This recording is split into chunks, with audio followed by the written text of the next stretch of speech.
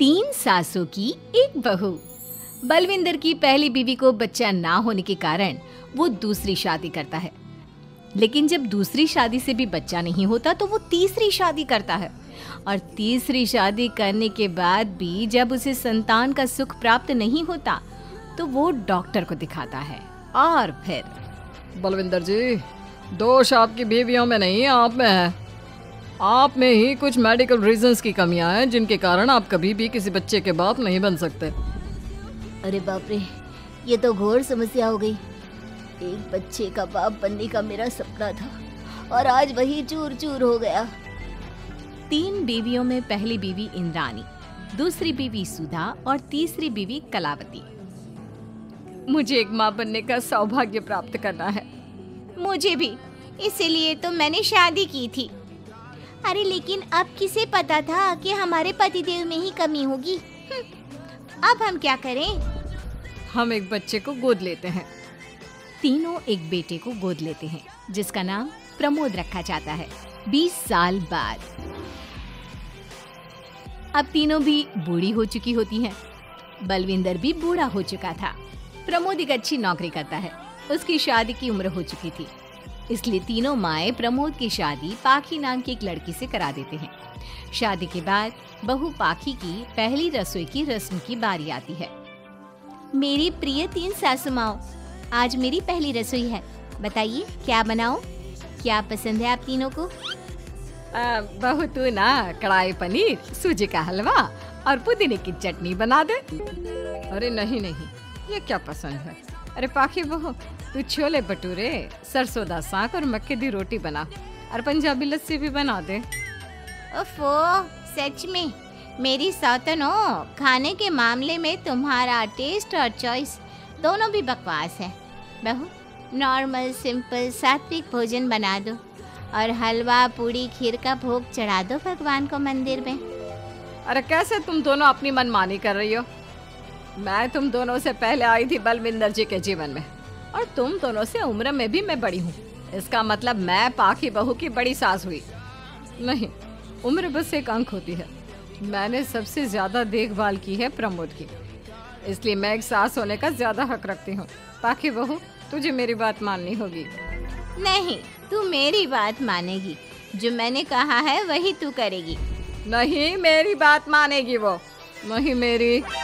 तीनों सास आपस में चिल्लाने लगती है और फिर वहाँ पर बलविंदर और प्रमोद आ जाते हैं।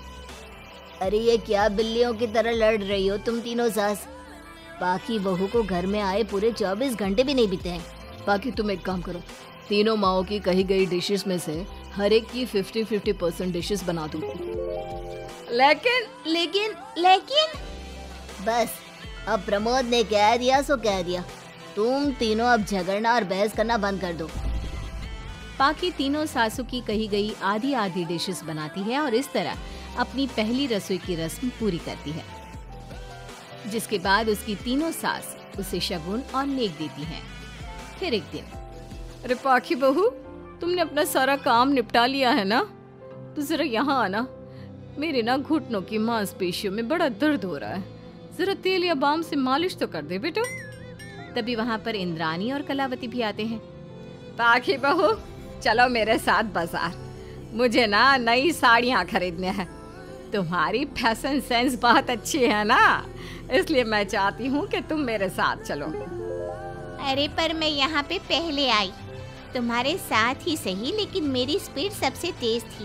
पाखी बहू, मेरे कमरे की अलमारी और पर्दे साफ कर दो ना, बहुत धूल जम गई है। मुझे खांसी भी आ रही है।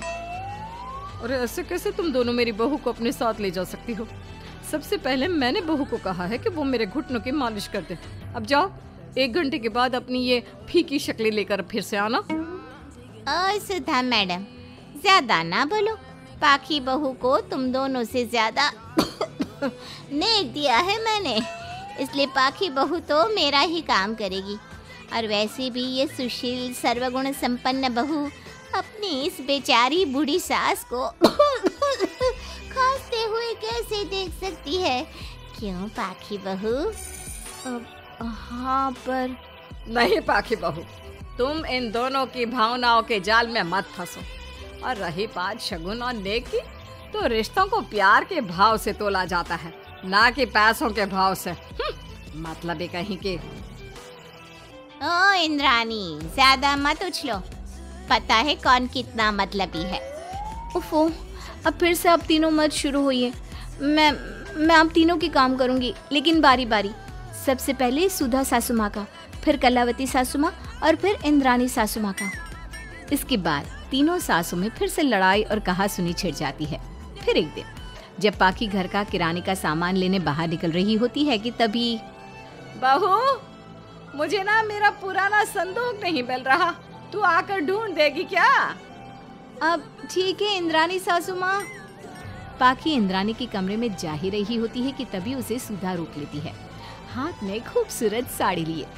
पाखी बहू, ये मेरे ना साड़ी पर पिछली बार अचार गिर गया था, इसे प्लीज अच्छे से धो देना। वो कल शाम को विमला जी के बेटे की शादी में जाना है ना, एक ही बार पहनी है ये साड़ी मैंने। अभी धो देगी तो कल तक अच्छे से सूख जाएगी और कड़क इस्त्री करके मैं तेरा परफ्यूम मार कर शादी में जाऊंगी। हाँ, लेकिन सुधा सासू माँ। उतने में कलावती भी वहाँ पर एक कढ़ाई लेकर आ जाती है। पाखी बहू, ये मैंने कल रात को मेहंदी भिगोई थी लोहे की कढ़ाई में, मेरे बालों में लगा देना बिटिया, तू तो मेरी प्यारी बहू है ना? इंद्रानी वहाँ आ जाती है और तीनों सास फिर से एक दूसरे को गुस्सेल आंखों से देखती है और फिर से आपस में लड़ना शुरू कर देती हैं। तुम अपने आप को समझती क्या हो? खरीद लिया है क्या मेरी बहू को? ये मेरी बहू है। तुम मेरी पड़ोसन है क्या? ये मेरी भी बहू है और मेरा भी इस पर उतना ही हक है जितना कि तुम्हारा। तुमने खरीद नहीं लिया है ना, तो ये मेरी है, सिर्फ मेरी, इकलौती बहू मेरी पाखी, मेरा ही काम करेगी। क्यों पाखी? नहीं नहीं, ये मेरा काम करेगी। पहले मैंने आवाज लगाई थी। तुम दोनों तो ऐसी बहू पाने के लायक भी नहीं हो।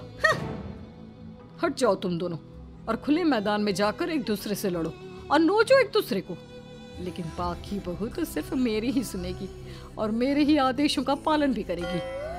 तीनों सासों के बढ़ते झगड़े को देख पाखी अपना आपा खो देती है और जोर से चिल्ला पड़ती है, बस बहुत हुई आप तीनों की तू मैं। अरे रोज ना ड्रामा लगाती रहती हो, 50 साल की बूढ़ी औरतें हो गई हो, फिर भी बच्चों की तरह लड़ती रहती हो। अब बस बहुत हुआ। अब तो मैं आप तीनों में से किसी की भी बात नहीं सुनूंगी और मैं जा रही हूँ ये घर छोड़ के। अब मुझ में और सहन शक्ति नहीं बची, मैं चली। अब लड़ो झगड़ो, एक दूसरे को मारो पीटो नोचो, जो करना है करो। पाखी अपना सूटकेस लेकर घर से बाहर निकलने लगती है। तभी तीनों सास बेहद घबरा जाती हैं और भावुक होकर पाखी से विनती करने लगती है, पाखी बहू, बहू हमें छोड़कर मत जाओ ऐसे। अरे हम तुम्हारे बिना मर जाएंगे। इतने कम समय में ही तुम हम सबकी जीने की वजह बन चुकी हो। माफ कर दो हमें बेटा। हाँ पाखी बहू, हम आइंदा से कभी नहीं लड़ेंगे और हंसी खुशी मिलकर बात करते रहेंगे, वादा करते हैं। हाँ बहू, लेकिन तू मत जा प्लीज, ये घर तेरे बिना सुना सुना हो जाएगा। हम तीनों सासों की एक ही तो बहू है, लेकिन हम अपनी एक बहू को बेटी की तरह प्यार देंगे, उसके साथ सहेलियों की तरह रहेंगे। लड़ाई झगड़ा सब कुछ छोड़ देंगे बेटा, लेकिन तू छोड़ के मत जा। अपनी तीनों सासों को भावुक देखकर पाखी की भी आंखें भर आती है और वो उन तीनों को माफ कर देती है और उनके गले लग जाती है। इसके बाद तीनों सास अपनी एक बहू संग खुशी से मिलजुल कर रहती हैं और आपस में जरा भी लड़ाई झगड़े नहीं करती।